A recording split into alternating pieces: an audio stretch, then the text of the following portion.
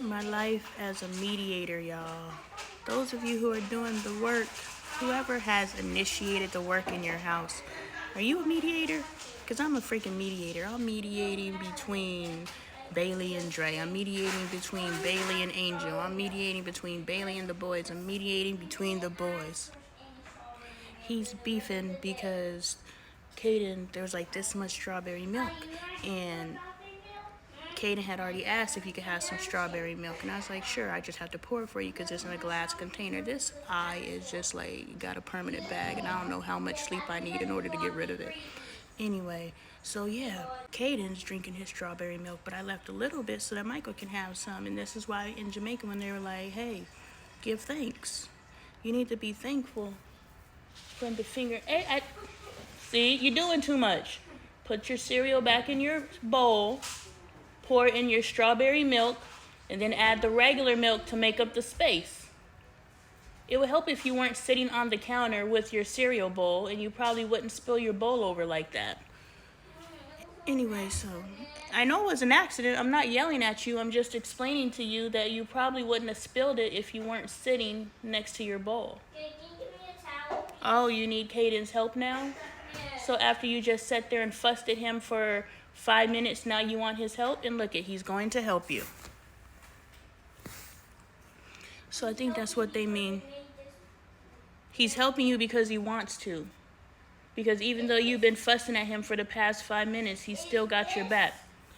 Anyway, that's what they mean. No, it's not spoiled. Almond milk doesn't spoil. Cow milk spoils. Anyway, so that's what they mean by give thanks. Like, this little boy is mad because he had to share his milk.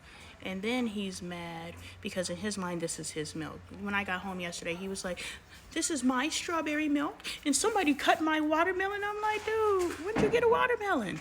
He is mad, and I was just like, give thanks. Be thankful that you got this little swallow of milk, so you get to have a little bit of milk on your tongue before it's all gone. And he's cleaning the mess for you, see? And did you tell him thank you? Yes. You got to do better with your gratitude, buddy.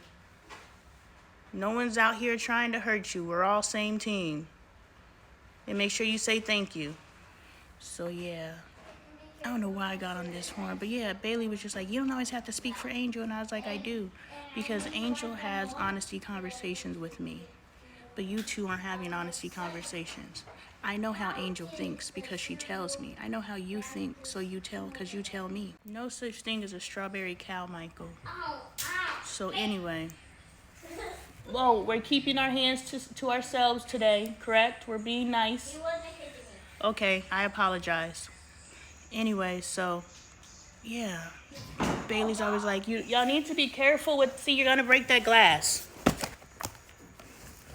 I don't even know why it's not, you do need help.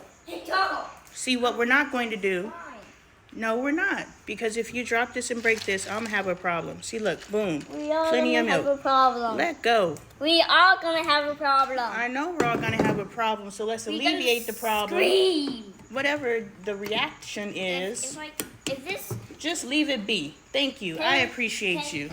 Anyway, Bailey's like, you don't always have to talk for Angel. I'm like, I do. I was just like, because Bailey's complaining to me about Dre. Dre's complaining to me about Bailey. And I'm like, you two need to have a conversation. Because Bailey was driving the truck and Dre's clients observed Bailey driving the truck under circumstances that weren't preferred. And so now Dre's upset. And I was like, okay, I understand. And Bailey's like, well, you shouldn't allow me to use your things if you feel like every time I use your things, I mess them up. And I was like, all I see is Bailey, you're Angel. Dre, you're Bailey. Because Bailey feels the exact same way about Bailey. What we need to understand is the things that we're pointing at other people about are the exact same things that we do. We are mirrors. Our families are our first mirrors. And if we would stop bumping up against each other, we would actually see that this is our first place that we could start fixing these things about ourselves. We'd stop wasting it. We would stop focusing on you, and be like, you are reflecting me back to me. And so, anyway.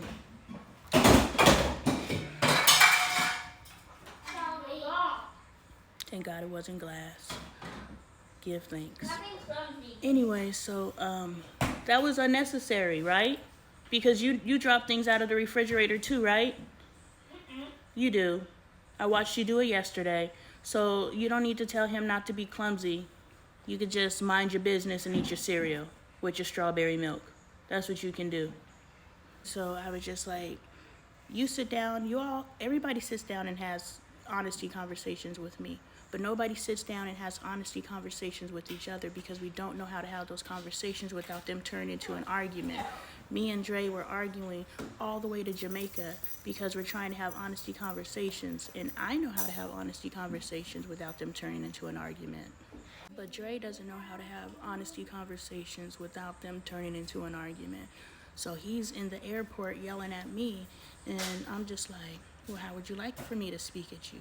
It's the way that you're looking at me. Well, how would you like for me to look at you?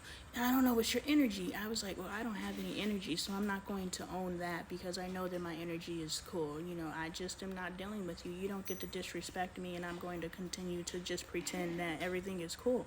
And I cannot talk to you until I get to this hotel room because I know you're going to yell at me, and I don't want to get yelled at in public. So what I'm going to do is just be quiet, give you one-word answers until I could get into this hotel room and have a real conversation with you, and that's what we did.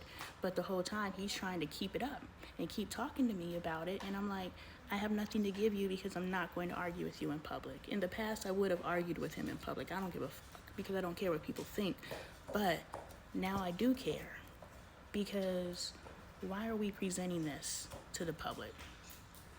There is no reason for us to present this to the public. So in respect, I feel like I'm hustling backwards or I'm reverting because now I do care what people think, which I don't care what people think, but I was very embarrassed by him yelling at me in the airport. And I don't know why, so that's just something for me to analyze because I was just like, well, this is embarrassing. I'm not embarrassed, but it's embarrassing. So anyway, you know, the point is, and I said in that video that arguments are necessary because arguments are just us trying to figure out how to communicate, and it's us being honest with each other and stating our expectations, but being able to communicate them and comply or find a medium between the two of us. So yeah, I'm the mediator in my life because everybody talks to me, but nobody talks to each other. And we're going to remedy that today.